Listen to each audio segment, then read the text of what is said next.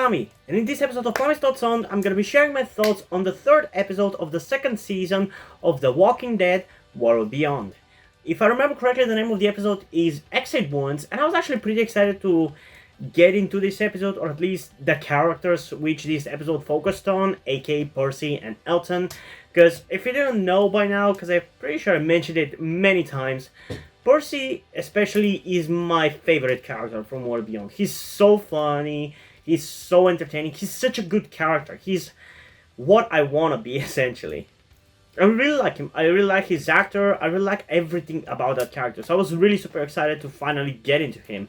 And Elton is also really growing on me because of his development from a small and scaredy kid into a bit of a badass, although we still didn't really get to see that in this episode, surprisingly, because I was completely sure that that shot from the trailer in which we see Elton kick a zombie and then stab it was going to be how this episode was going to open, but no, it actually wasn't. This episode was about Percy and Elton getting to the perimeter where Iris and Felix were, like getting all the characters together. And it was honestly my favorite episode of the season so far, and maybe of the whole show. It's not the best necessarily written, or maybe, I mean, for written, actually I'm not gonna say whether it's the best or not, but it's not necessarily the one with the most plot development. It's definitely a little bit more filler compared to the past two episodes, but I honestly really fucking enjoyed it. It was fun, it was entertaining, it had some really cool action sequences, and by the way, fun fact about this episode, it was directed by, I believe her name is Aisha Tyler, who I personally know that director, that woman from a show called Ghost Whispers. I don't know if you guys have heard of it or not, but I used to be a huge fan of Ghost Whispers when it was airing when I was a kid. I watched it religiously, and I will be rewatching it at some point and reviewing it on the channel. So if you know that show, you like it, and you want to see a review of it sooner rather than later, comment down below. But she is a major character in the first season of that show, so I was interested to see what she was going to do with this episode, and I actually really liked her directing in this episode. She also directed an episode of Fear the Walking Dead last season. I believe it was the episode 14 of season 6, the one in which we get introduced to John Dory Sr., and she's actually gonna be a character in season 7, which is that black female character that we see in the trailer, which, I mean, I'm excited about. Now I can definitely see her in that, because I couldn't recognize that actress, obviously, because why would I be able to in that trailer shot, but I'm now really excited to see what they're going to do with her character, especially now that I've seen the first episode of season 7, which definitely you should check out my review of it once I upload it. But yeah, where do we start with this episode? I mean, I loved how much of a focus it had on Percy and Elton. We saw them riding a horse together at first, which was kind of cute seeing them together. Then they needed food, so they ended up stumbling upon two teenagers that we have seen in the trailer. A girl and a boy, and I don't know their names. I'm not sure whether they mentioned their names, but it's fine. In the opening minutes of the episode, we see those two kids, although I'm pretty sure we're not shown them, maybe. I'm not exactly sure. We see them killing walkers, pulling their eyes out, and putting flowers in their eyes. Which brings a new meaning to the phrase, "look at the flowers," honestly, so that was kind of funny. But Percy and Elton end up stumbling upon those two teenagers, and Percy is ready to attack them and steal their food, while Elton prefers to rather go and ask them for food that they can spare. And he goes and he introduces himself. It was kind of amusing to see him deal with this kind of situation. And it was so funny. Like, this episode was so funny. Like, the dynamic between Percy and Elton was so funny. Because, like, the whole time Elton was trying to explain to them why he wants food, and telling him that he has friend Percy, who is staying behind. And as he was talking to the two teenagers, he notices Percy on the side stealing food, and he says, as he's about to say that his name is Elton, he says Percy in there. Like the teenagers are like, I thought you said your friend's name was Percy, and then they both, all three of them, look to the side to see Percy stealing food, and just love that whole sequence with Elton trying to explain to them that he wasn't stealing food. Well, he was. He wasn't. Well, he was. It was really funny. He just runs away, and they run after them. That was hilarious. And then we have a shot with Elton running away, and the girl, I assume, throwing her axe and hitting a tree. And I just love. That's my favorite line of the episode, in which Elton screams, "Holy shit! They were turnips!" And it was just so funny. I laughed my ass out. I haven't laughed at a Walking Dead episode, I mean, since Fear season 6 first half, honestly, when you think about it. Because that one had a lot of funny moments and funny lines. And the new one actually has some as well. But yeah, that was really fucking hilarious to me. And then afterwards, as they were running away, Elton ends up stumbling upon because of a tree branch or something, and falls in the middle of a walker field where I think the kids were putting down the walkers, although I'm pretty sure they killed them in the beginning, so maybe it wasn't them. But there's a bunch of walkers who were covered in trees and in fallen leaves and fungus and other shit like that. And apparently, actually, that scene, that's a fun tidbit I found out about after watching the inside of the episode, which is after which you get after watching the episode. And this is actually the first time that I was actually watching the inside, because usually it feels weird and annoying to have the showrunners explain to me what I should take from this episode, but this was actually fun because it revealed that that whole sequence in which they get attacked by those walkers from under the leaves was created by the director, Aisha Tyler, which was really cool. I wouldn't mind seeing her direct more episodes because that was really cool. Now I've tried to think about whether there was something as cool as that in episode 14 of season 6 of Fear, but maybe she didn't necessarily get the chance to come up with shit like that. But that was a really cool sequence. But admittedly, it is filler. That's part of the reason why this episode kind of feels like filler, because the sequence doesn't really have any stakes for the characters or any meaning. It's just a zombie killing sequence for the sake of having a zombie killing sequence, but it was good. I liked it. I like how everybody ended up killing their walkers, with Percy stabbing it in the head. Elton, after the girl and the boy decide to help Elton and Percy and save them from the walkers, she kills a zombie. It falls right beside Elton with the axe in its head, and she screams to him to grab it, and he grabs it eventually and kills it by stabbing it in the head. Meanwhile, the girl does a fucking karate kid or something and hits the zombie, kicks the zombie in the head, which was really amusing to see. And then they, because as Elton was trying to kill the zombie, it ended up biting his arm. They are ready to cut off his arm, and they scream at him that this is the only way he's gonna live, but he says that the jacket that he's wearing, which is from corduroy or something, is bite-proof. Like, he literally says, kids can wear him, kids can tear him. That was really funny as well. And and he shows that he hasn't gotten bitten. And also, I want to mention how much older Elton looks.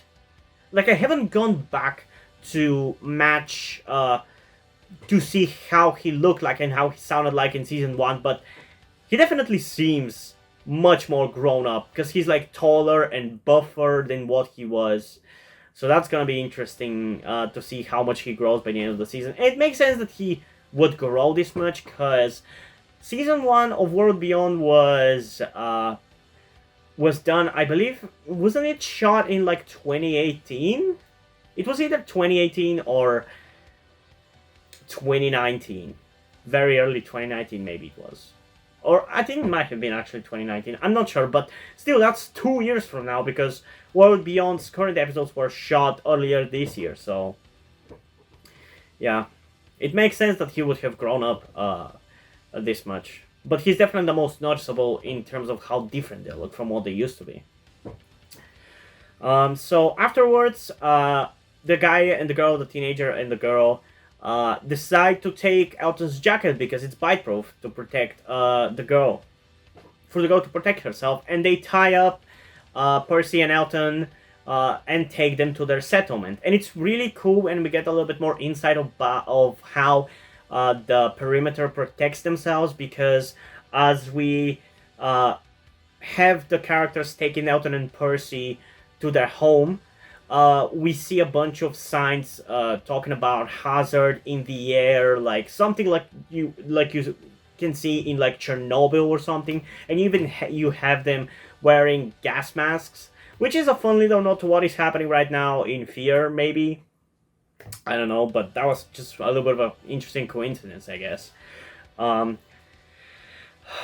and I think it was actually a really cool idea to do something like this and put signs to scare people away because of radiation, because I feel like most people are not gonna try to mess with something like that.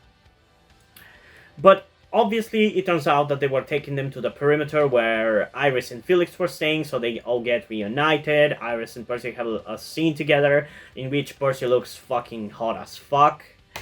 I like him even more after that scene. We have a little bit of a small talk scene between Elton and the girl, who I don't know the name of. I'll make sure to know it for next episode, but right now I don't. And we actually have a really nice scene that I really liked between the girl and the boy and the leaders of the perimeter, or at least the male leader of the perimeter, whose name I don't know, in which he scolds them for bringing 2 more people from this group into the perimeter, because that endangers them, because the CRM will not like that if they find that out. But the girl says, screw the CRM. And even my reaction to it was like, I appreciate your enthusiasm and I agree with you, but that's not the smartest thing to do in this situation. And rightly so, the male leader of the perimeter says, that is not for you to decide. So like, I feel like this is kind of like a perspective that has changed in me now that I'm like a grown-up, like I'm 21 years old. I realize that you can't just do that. It's too stupid to just say, fuck them, screw them. I agree with that, and I respect your feelings about it, but it's dumb to go and fight against the CRM in your current situation. So, I like that scene. And then at the end of the episode, we have Huck and Hope coming to the perimeter, because Hope wanted to be taken to where Iris was, and apparently Huck knows that Iris and Felix and Will are at the perimeter. Maybe, I mean, it's not necessarily clear, because at the end of the episode, I'm pretty sure everybody is hiding still, or at least they're not showing themselves off that quickly. And you might be noticing that I'm kind of skipping over a certain part of the episode that we had, which was all of Hope's scenes. And that is because I hated those scenes. For me, they were the worst part of the episode. I just couldn't give 2 shits. I don't care about her and her romance with Mason. Like, it's fine, but it's not engaging. There's nothing interesting to it for me. The only moment that I found funny during their interactions is when in one of their party scenes where Mason was referencing a talk that they had in the classroom earlier. He mentions, why focus on the negatives when you can look at the positives? And I feel like this is kind of the tagline for The Walking Dead World Beyond, because it's fucking worse than The Walking Dead and Fear the Walking Dead. But it still has its positives and strengths, so why focus on the negatives when you can look at the positives? And that's kind of how I even that's kind of like my outlook towards movies, TV shows, games, whatever it may be. I always, even if I don't think it's good, I always still try to point out the positives, because it's important to have a positive outlook, and it's just not cool to go out and hate on everything, you know? Unless it's obviously like completely objectively bad. But that is still very rarely you can say something is objectively bad. Almost never it happens. And it's still not going to be objectively bad, but majority subjectively bad is, I guess, one way to go about it. But World Beyond is actually pretty good. Ever since the first 5 episodes of season 1, it's been good. And this episode for me was really, really fun. And also, one more scene that I'm forgetting to mention is the scene between Leo and Hug, where he talks to her and accuses her of making Hope lie to him, and asking her about her mother lying to him and her lying to him and everything. And that scene really actually made me start liking Leo as a character, because last season, the few scenes that we actually got of him towards the end, I genuinely just skipped them over. I just didn't care about it at all. It was boring and uninteresting to me. I didn't care about it. But now that scene, I'm really starting to like him. And I like how he's actually starting to kind of fight back against the CRM in little ways. I like it, and I can't wait to see him stir more and more shit up, because I'm pretty sure from the trailer it kind of showed that he was willing to do that, and it only makes sense for him to start doing that, because they are going to end up fighting against the CRM in some way, shape, or form. But yeah, this was a really, really fun episode for me. I really enjoyed it. And in terms of rating, I'm actually going to give it like a 9.3 out of 10. I really, really liked it.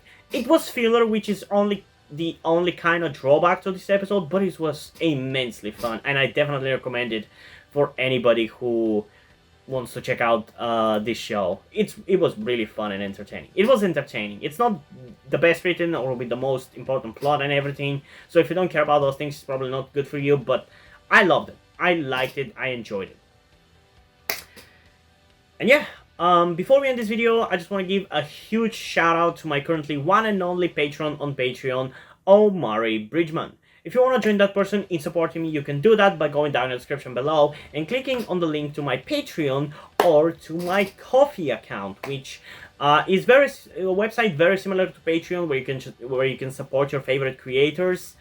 But the biggest difference between the two websites, on Patreon you get more long-term support and benefits and perks for your support and your money you donate, while on Ko-fi it's more for like a one-time donation kind of thing with no perks or benefits outside of like a shout out on the channel for supporting me. So whichever website you prefer to support me through, it's up to you. I don't want to tell you which one you want to go for. You can decide yourself. And yeah, hope you guys enjoyed this video, and if you did, please leave a like and subscribe. Also, check out the description to my Twitter if you want to follow me over there, and to my Wattpad where I post my stories, because in addition to doing all these videos on my channel, I'm also a writer.